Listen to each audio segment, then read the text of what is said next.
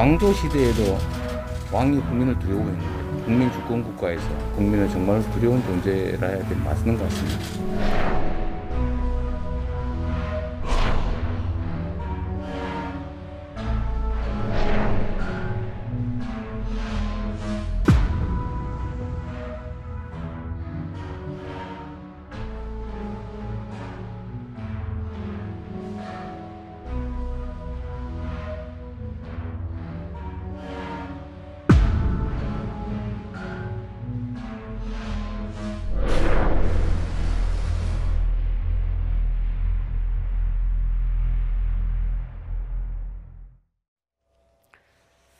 네, 대선 전초전으로 평가받았던 4.7 보궐선거 종료를 신호탄으로 정치권에선 차기 대선 레이스에 본격 시동이 걸렸습니다. 대선 주자들의 출발선을 파악해보는 첫 여론조사에서 윤석열 전 검찰총장이 선두를 차지한 것으로 나타났습니다. 나이트 포커스 오늘은 현근택 변호사 또 장혜찬 시사평론가 두 분과 함께하겠습니다. 안녕하십니까? 안녕하세요. 안녕하세요. 네. 가뜩이나 이제 재보선 끝나고 대선 얘기가 나오는 상황에서 여론조사 결과가 나왔기 때문에 또 한 번 또 이렇게 정치권을 흔들고 있는데 한번 그 결과를 아직 못 보신 분들을 위해서 다시 한번 보고 같이 이야기를 나누도록 하겠습니다. 네, 차기 대권 주자 선호도 이렇게 나와 있죠. 윤석열 전 총장이 36.3, 이재명 지사 23.5. 네, 이렇게 쭉 나와 있는데 윤 전 총장 또 다시 강세를 보이는 것으로 나타났거든요. 네, 어떻게 보셨습니까? 그러니까 저는 사실 윤석열 전 총장의 이 같은 지지율이 특히 지난 대선에 있었던 또 다른 제3 후보들과는 다른 양상을 확실히 보여주는 것 같습니다. 이를테면 반기문 전 유엔 사무총장 같은 경우는 한동안 계속 높은 지지율을 구가했었습니다만 네. 그때는 사실 미국에 있으면서 국내 여러 국민들에게 행보가 노출되기 전이었습니다. 그런데 윤석열 전 총장 같은 경우는 지난 1년 또 돌이켜보자면 중앙지검장을 할 때부터 몇 년 동안 여러 가지 활동이나 언행, 태도, 국회에 나와서 질의도 직접 하고 국정감사도 받았었죠. 이런 내역들이 다 낱낱이 국민들에게 노출이 됐습니다. 검증이 어느 정도 국민들 선에선 이루어졌다는 것이죠. 그럼에도 불구하고 이처럼 높은 지지율을 계속 유지한다는 건 많이들 정치권에서 언급하는 고건 전 총리나 당시 과거의 안철수 현상의 안철수 대표, 반기문 전 사무총장 같은 이제까지의 제3 후보와는 다른 양상이 지지율 측면에서 분명히 도드라지고 있는 것이다. 이 국면이 벌써 이제 대선이 10개월밖에 남지 않았는데 몇 개월만 조금 더 이어진다면 네. 사실상 국민의힘이나 다른 야당에서는 마땅한 후보를 내지 못하고 윤석열 전 총장 체제로 쑥 흡수되는 그러한 구도가 그려질 가능성이 대단히 높아졌다고 생각합니다. 네, 변호사님은요? 저는 좀 달리 보는데요. 아마 저는 이제 보궐선거의 효과가 크다고 봅니다. 왜 그러냐면 지금 보궐선거에서 민주당이 어쨌든 안 좋은 결과가 났었고요. 예. 국민의힘이 어쨌든 당선이 됐는데 그 지지율이 좀 차이가 많이 났었거든요. 서울에서 18% 정도 차이 났고 부산에서 28% 차이 났는데 그런 아마 효과를 저는 윤석열 총장이 좀 가져가는 게 아닌가. 왜 그러냐면 대선 주자라 그러면 뭔가 이제 자기 발언을 하고 액션을 하고 뭔가 평가를 받아야 되는데 이 선거 중에 한 거는 투표한 것밖에 없어요. 투표한 날도 와서 아무 얘기 안 했거든요. 그냥 투표만 하고 갔죠. 그런 걸 본다 그러면 사실은 본격적인 지금 검증 받았다 그러지만 본격적인 검증은요. 사안에 대해서, 문제에 대해서 본인의 어떤 해결책을 제시하고 어떤 발언을 하고 또 정치력을 발휘하느냐. 결국은 아마 예를 들어서 제3지에 간다 그러면 어떻게 사람들을 모으느냐. 이제 그런 데서 나는 거거든요. 네. 주변에 누가 있을지 아니면 어떤 정책을 낼지를 봐야 되는데 그건 지금 보인 게 없어요. 누구랑 같이 한다는 것도 지금까지 말만 있지 한 번도 보여준 적은 없거든요. 네. 혼자 있잖아요. 그러니까 어찌 보면 지금은 그냥 안개 속에 있는 모습이다라고 보고 싶습니다. 지금 말씀하신 것처럼 사전투표에 참여한 것이 유일한 유일한 공개 행보였는데 윤 전 총장의 공개 행보였는데 마침 이런 여론조사 결과가 나온 직후에 또 윤석열 전 총장의 입장이 좀 나왔습니다. 인터뷰를 통해 나온 내용인데 어떻게 자신이 해야 될지 정리를 해야 그다음에 정치인을 만나지 않겠냐 이런 입장이 나왔습니다. 연결해서 어떻게 좀 해석할 수 있을까요? 쉽게 말하자면 굳이 서둘러서 국민의힘에 입당하지 않겠다는 뜻으로 보여집니다. 지금 국민의힘에서는 이번 재보궐선거 압승에 고무되어서 윤석열 전 총장 빨리 들어오라는 메시지를 내고 있지 않습니까? 하지만 윤 전 총장 입장에서는 지금의 지지율이 재보궐 효과라고 하셨는데 재보궐 이전에도 사실 3자 구도나 양자 대결 구도에서 이만한 우위를 계속 보였었거든요. 검찰총장 사퇴한 이후로는 꾸준히. 이 지지율이 보궐선거 이후에도 유지된다는 점. 그리고 보궐선거 승리로 한껏 고무된 보수 야권에서도 많은 다른 주자들이 있는데 그 주자들에게 예를 들면 홍준표 전 대표나 유승민 전 대표 등에게 윤 전 총장의 지지율이 빠져나가지 않았어요. 이런 측면을 감안한다면 자신의 페이스대로 바깥에서 전문가들 만나고 아까 이제 현근택 변호사님 말씀하신 것처럼 국정 운영과 관련된 여러 가지 공부들, 네. 뭐 노동 문제, 경제 문제, 외교 안보 문제 등을 추스르면서 호흡을 좀 길게 가져가겠다는 뜻으로 보여집니다. 지금 섣불리 현역 국회의원이나 정치인들을 만나게 될 경우에는 과대 해석이 나올 수가 있는 것이고요.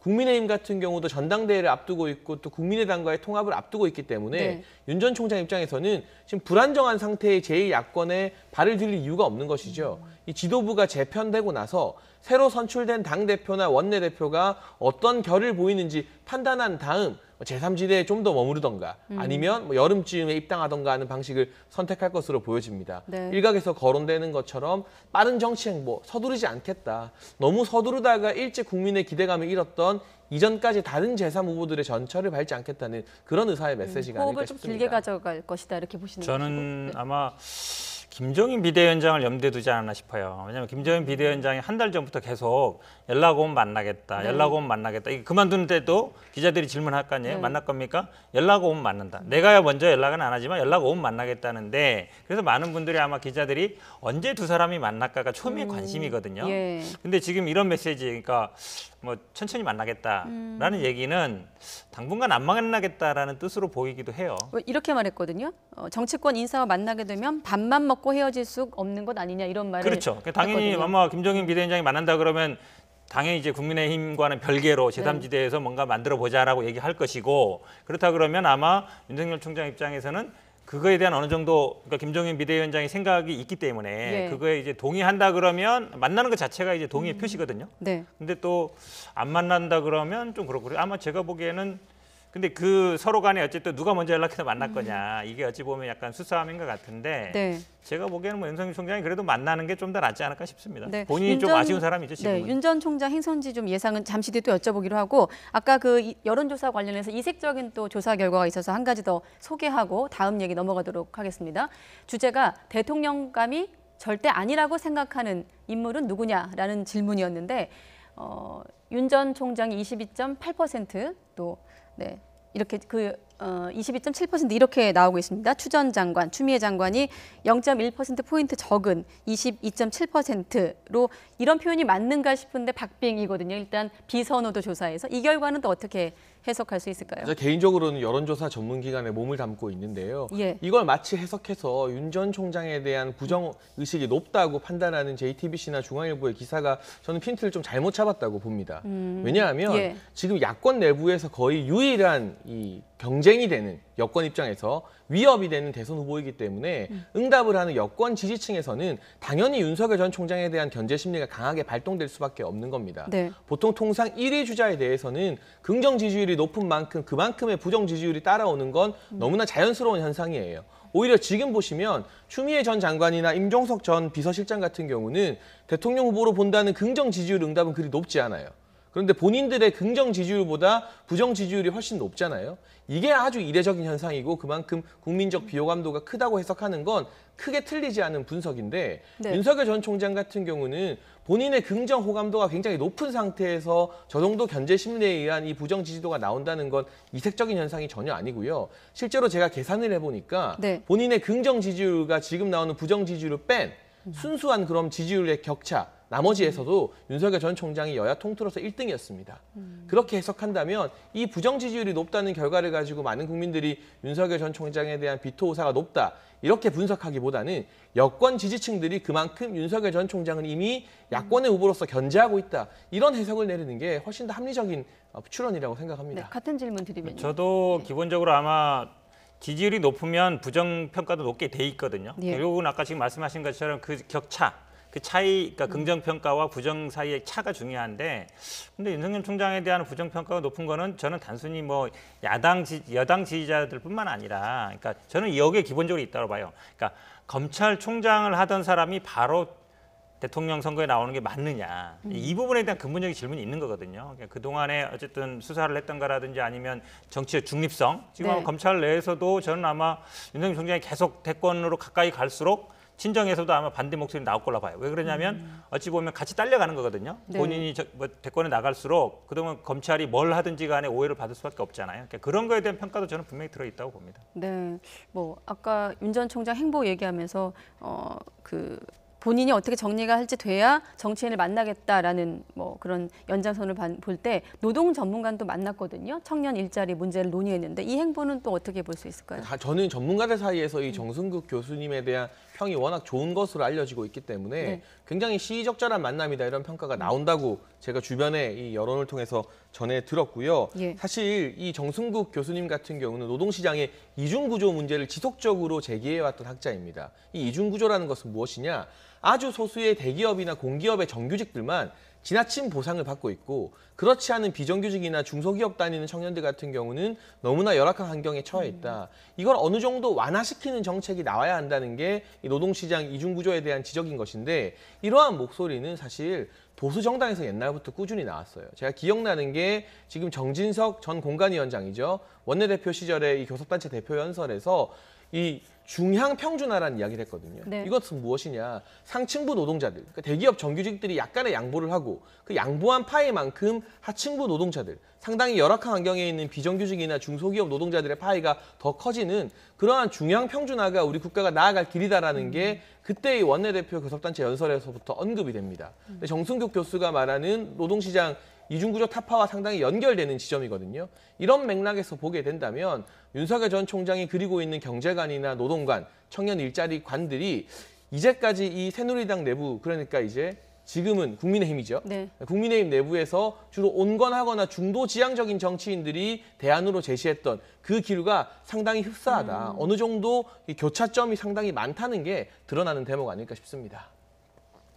제가 봐도 주제는 잘 잡은 것 같아요. 그러니까 이번에 아마 2030이 민주당의 지지를 많이 잃어버린 이유가 두 가지라 친다 그러면 네. 하나는 이제 주거 문제, 집 문제고요. 두 번째는 일자리 문제잖아요, 결국. 근데 일자리 문제를 사실은 이게 뭐 굉장히 오래된 얘기입니다. 쉬운 얘기가 아니죠. 최근에 산업구조도 변화가 있고 지금 말씀처럼 노동개혁을 통해서 그러니까 기존의 뭐 정규직 노조의 양보를 통해서 하자는 말도 있지만 사실 그게 또 근본적인 대안이 됐을까 문제는 있거든요. 네. 근데 아마 이제 포커스는 잘 잡았는데 본인이 어떤 메시지를 낼 건가도 중요해요. 지금 얘기처럼 만약에 뭐 정규직 노조가 문제다라든지 아니면 예를 들어서 뭐 다른 방식의 일자리를 창출하자. 결국은 청년들의 일자리가 문제다. 그리고 일자리를 만들어야 된다는 거는 누구나 다 압니다. 모르는 사람 아무도 없어요. 근데 어떻게 할 것이냐. 방법이 문제거든요. 그게 계속 충돌해 왔던 거기 때문에 결국은 그럼 뭐 남의 얘기를 듣는 거 좋습니다만 전문가 얘기를 듣는 거 좋습니다만 예. 그래서 당신은 어떻게 할 것이냐. 이게 한마디가 나오는 게 중요하다고 봅니다, 저는. 근데 네. 아직까지는 뭐 그냥 그 정도는 것 같고 원론적으로 일자리가 문제다. 그리고 지금 뭐 저도 뭐 최근에 상담 받고 있습니다만 사실은 기존의 노조 말고요. 노조들이 많이 생기고 있어요. 사무직 노조도 생기고 있고 기존의 노조 말고 이 노조, 3노조 많이 생기고 있어서 이런 어떤 그 시대적인 그냥 흐름 여기를 아마 지금 정도는 그냥 알아가는 파악해가는 그 정도 수준인 것 같습니다. 네, 윤 전 총장 얘기 한 가지만 더 하고 여권으로 넘어가도록 하겠습니다. 금태섭 전 의원이 이른바 이제 신당 창당 얘기를 시사하면서 또 관심을 모으고 있는데 그러니까 이제 국민의힘으로 갈 것이냐. 아까 저희가 서두했던 얘기에서 좀 연장되는 부분이 있는데요. 자, 금태섭 전 의원이 어떤 말하는 신당 창당, 제3시대냐 이런 부분 아니겠습니까? 이 제안에 아까 뭐 길게 호흡을 가져갈 것이다 이렇게 말씀하셨는데 화답을 해올까요? 글쎄요, 좀 지켜봐야 된다고 봅니다만 기본적으로 금태섭 전 의원이 신당을 과연 창당할 수 있을까? 이게 정치 세력과 신당은 다른 부분인데 네. 당 하나 만들려면요 5천 명 당원 모아야 되고 전국에 각 시도당 만들어야 돼서 조직 구성하는 게 보통 일이 아니에요. 그래서 현실적으로 금태섭 전 의원이나 원외 인사들이 당을 창당하기는 좀 힘들지 않을까 하는 게 제 전망이고요. 현실적으로? 그렇다면 뭐 플랫폼 형태 여러 가지 이제 이 포럼 형태의 세력을 만들 텐데 그 세력에 윤석열 전 총장이 합류할 가능성은 완전히 배제할 수는 없는 것이죠. 그러나 금태섭 전 의원 한 명만으로 너무나 부족하고요. 결과적으로는 김종인 전 위원장이 어디로 가느냐 그 부분은 우리가 지켜봐야 될 것 같고 오늘 김종인 전 위원장의 또 다른 언론과의 인터뷰를 보면 네. 윤석열 전 총장도 국민의힘 안 들어갈 것 같다. 차라리 금태섭 전 의원이 뭐 추진하는 세력이 검토 대상이 될 수 있다. 이런 뉘앙스의 발언이 나오거든요. 아사리판이라고 네, 좀 뭐 거칠게 국민의힘은 또? 그렇게 예. 표현하기도 했었죠. 그런데 상상해 보십시오. 김종인 전 위원장과 금태섭 전 의원 그리고 소위 중도 진영의 여러 이 빅마우스들이 함께하는 세력이 구축되는데 네. 거기에 윤석열 전 총장이 합류한다면 굳이 이 신당의 형태를 띠지 않아도 국민의힘에서는 절대 무시할 수 없는 세력이 됩니다. 그럼 추후에 여름이나 가을께에 그 세력과 이 전당대회를 거친 국민의힘이 사실상 당대당 통합의 형태를 얼마든지 취할 수 있는 부분이거든요. 윤 전 총장 입장에서도 홀홀단신으로 국민의힘에 입당하는 것보다는 본인을 지지하는 정치인들과 지식인들 그리고 당원에 준하는 이 가입된 회원들 상당한 세력을 가지고 들어가는 것이 대선 경선 룰을 만드는 부분이나 여러 가지 그 이후의 우대 부분에서도 더 나은 측면이 있기 때문에 지금 당장 금태섭 전 의원과 손을 잡는다 장담할 수 없지만 어떤 형태로든 국민의힘이 무시할 수 없는 정치 세력을 만들 것이다. 정치 세력화에 대한 그림은 그리고 있지 않을까 개인적으로 추측해 볼 수 있을 것 같습니다. 네. 제가 보기에는요, 아마 금태섭 의원이 독자적으로 정당을 만들어서 뭐 대선을 출마하거나 이럴 가능성 거의 없고요. 왜냐하면 안철수 대표랑 하다가 민주당 왔다가 나왔잖아요. 그럼 이제 같이 갈 사람들이 별로 없거든요. 저는 아마 어느 정도 좀 세력을 만들어서 결국은 아마 윤석열 총장하고 손잡으려고 할 것이다. 근데 윤석열 총장이 지금 어떤 뭐 당을 만든 게 아니기 때문에 아마 여러 부류의 사람들이 아마 합치지 않겠습니까? 네. 그럴 때 내가 어느 정도 뭐 지분을 갖고 들어가겠다. 예전에 이제 안철수 대표와 금태섭 의원과의 관계 그 정도 설정할 것 같아요. 네. 그러면 이제 안철수 대표의 뭐 이인자인지 모르겠지만 안철수 대표의 측근이었잖아요. 예. 그런 스탠스로 그러니까 윤석열 총장의 내가 어느 정도 좀 지분을 가진 뭐 측근이라든지 아니면 뭐 어느 정도 가지는 어떤 역할을 하겠다. 이제 그 정도 스탠스인 것 같습니다. 제가 보기에 뭐 금태섭 전 의원이 혼자서 뭘 하기는 쉽지 않은 상황인 것 같습니다. 네. 앞서 여론조사에서 이재명 지사가 23.5%를 얻었습니다. 여권 내 독주, 어떻게 보면 독주 채비를 하는 가운데 일각에서 지금 유시민 이사장의 대선 등판을 요청하는 목소리가 나오고 있거든요. 최근에 유튜브 방송 발언 또 홍영표 의원 관련 발언도 어떤 얘기가 나왔는지 듣고 오겠습니다.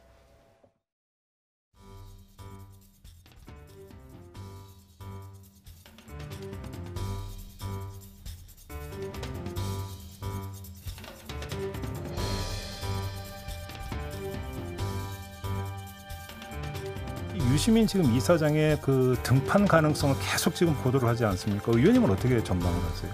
저는 현재까지는 그런 의지가 없는 것으로 저는 보고 현재까지. 있습니다. 정치는 모르지만 네.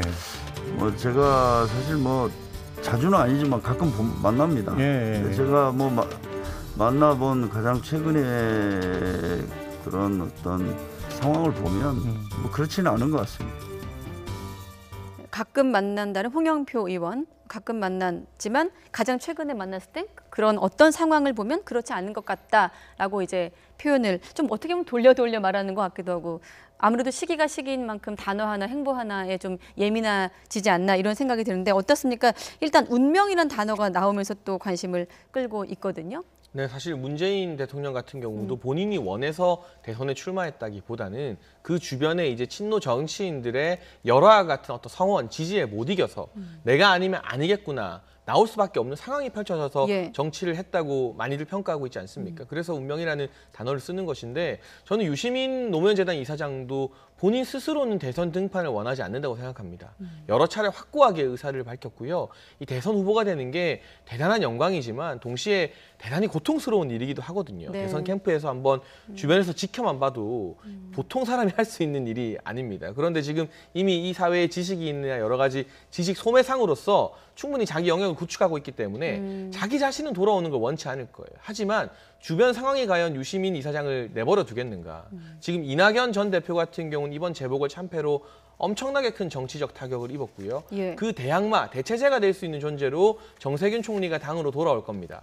그런데 만약 정세균 총리가 돌아와서 열심히 캠페인을 하는데 단기간에 지지율이 뜨지 않는다면 친문 지정에서 고민이 깊어질 수밖에 없겠죠. 네. 이낙연 대표나 이 정세균 총리로도 이재명 경기지사를 상대할 수 없다면 제3 또는 제4의 후보가 이 친문들의 주류의 어떤 지지를 규합하여서 이재명 경기지사와 한번 일전을 벌여야 되는 것이 아니냐. 그런 목소리가 커지기 시작할 때 대중적인 확장성을 지니고 있는 유시민 이사장이 과연 친문 진영의 이 외침을 SOS 구조 요청을 마냥 외면할 수 있을 것인가. 그래서 저는 본인의 의지 여부라기보다는 정세균 총리의 당 복귀 후의 어떤 지지율 추이 이런 것들이 오히려 더 큰 영향을 끼칠 거라고 예상합니다. 네, 앞서 운명이라는 단어가 눈에 띄지만 저는 개인적으로는 이 부분도 이 대목도 좀 눈에 띕니다. 환갑 지난 지금까지 그대로 갖고 있으면 일관성이 있어 저 사람 이게 아니고 벽창 상호 아니야. 이런 이렇게 된다 이렇게 또 메시지를 보냈거든요. 어떻게 보면 좀 신념이 바뀔 수도 있지 않을까 이렇게 오락가락하는 측면도 있는데 어떻게 보십니까? 그러니까 많은 분들이 그게 이제 정치 안 하겠다, 안 나간다고 했던 게 변경된 게 아니냐 이제 이렇게 예. 해석하시는 것 같아요. 원래 뜻은 이제 그렇게 얘기한 건 아닌데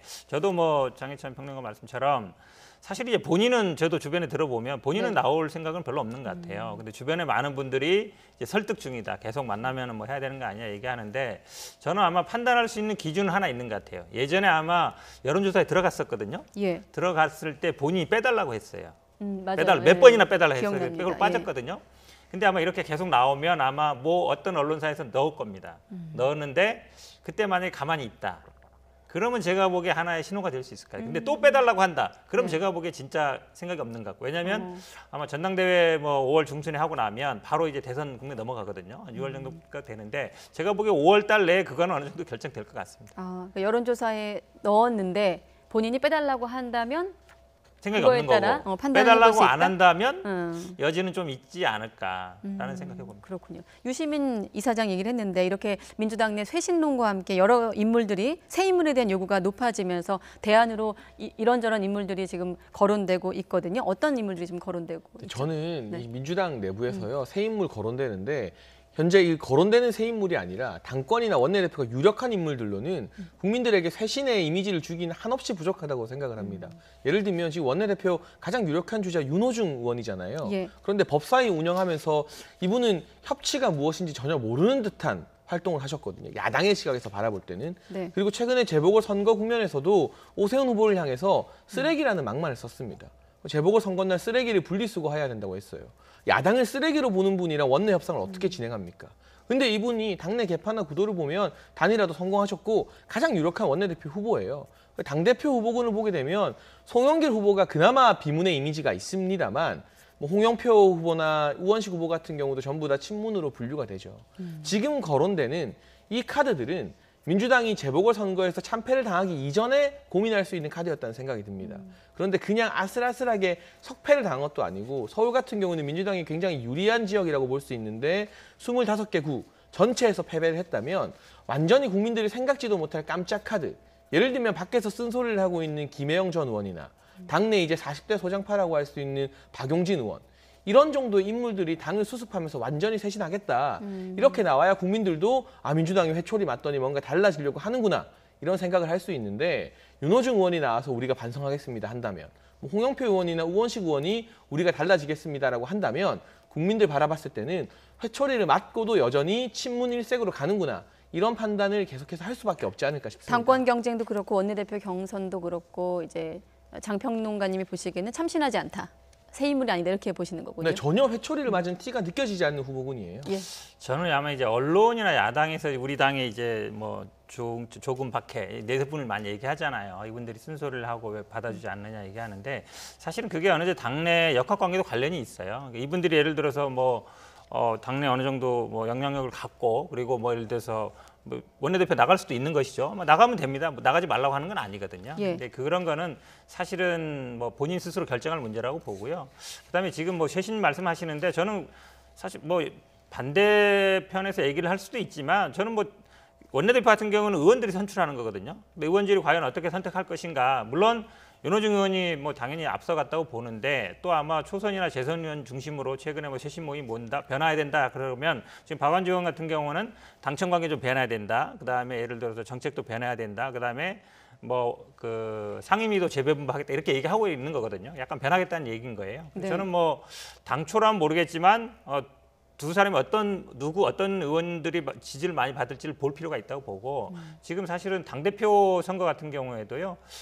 제가 보기에는 뭐 세 분이 물론 뭐 다 친문 일색이다. 저는 그런 거에 동의하지 않고 또 뭐 송영길 의원 같은 건 세 번째 나오는 거거든요. 그동안 계속 노크를 해왔고 우원식 의원 같은 경우에도 사실은 뭐 옛날에 을지로 의원이나 이런 거 하면서 민생 쪽으로 굉장히 집중해 왔습니다. 원내대표도 지냈고요. 홍영표 의원도 마찬가지고 그래서 저는 뭐 전당대회 같은 경우도 지금 당원들의 어떤 의사라든지 그다음에 일반 여론조사 따르게 돼 있거든요. 그런 네. 과정에서 겪는 것이기 때문에 저는 뭐 전당대회 과정 통해서 충분히 해나갈 수 있다고 보고 있습니다. 네, 마침 두 분께서 우원식 의원, 홍영표 의원 얘기를 했기 때문에 대선 주자인 이재명 지사를 또 차례로 만났거든요. 이 자리에서 어떤 얘기들이 오갔는지도 한번 들어보겠습니다. 충격적인 패배를 했기 때문에 제가 좀 성찰하면서 앞으로 어떻게 질서 있게 수습해 나갈 네. 건지. 국민들의 질책을 크게 받았는데 그동안 국민들의 민심, 국민들의 질책 이런 것들을 우리가 잘 듣지 못하는 것이 큰 원인 아닌가 싶어요. 네. 국민들께서 우리 집권 여당에 잘 되라고 아주 고된 매를 드신 걸로 생각이 됩니다. 국민들의 삶이 조금이라도 개선될 수 있도록 민생 개혁에 좀 실용적으로 접근해서 작은 성과를 많이 내고 그 신뢰를 다시 회복하면 우리한테도 큰 기회가 다시 주어지지 않을까 생각합니다. 저는 기본적으로 당이 정말 국민을 두려워해야 된다고 생각합니다. 왕조 시대에도 왕이 국민을 두려워했는데 국민 주권 국가에서 국민은 정말 두려운 존재라 해야 맞는 것 같습니다. 이 회동을 보는 시각은 두 가지인 것 같습니다. 이 자리에서 어떤 얘기를 오갔는가, 그러니까 왜 이 지사를 만났는가라는 측면을 볼 수 있을 것 같고, 또 이 지사가 국민을 두려워해야 한다 이런 또 메시지를 남겼거든요. 네. 근데 사실 이재명 지사가 지금 가장 유력한 여권의 대선 주자가 되었기 때문에 그런 측면에서 차기 당대표 대선을 지휘해야 될 당대표 아니겠습니까? 네. 이재명 지사의 관계 설정에 대해서 공을 기울일 수밖에 없고요.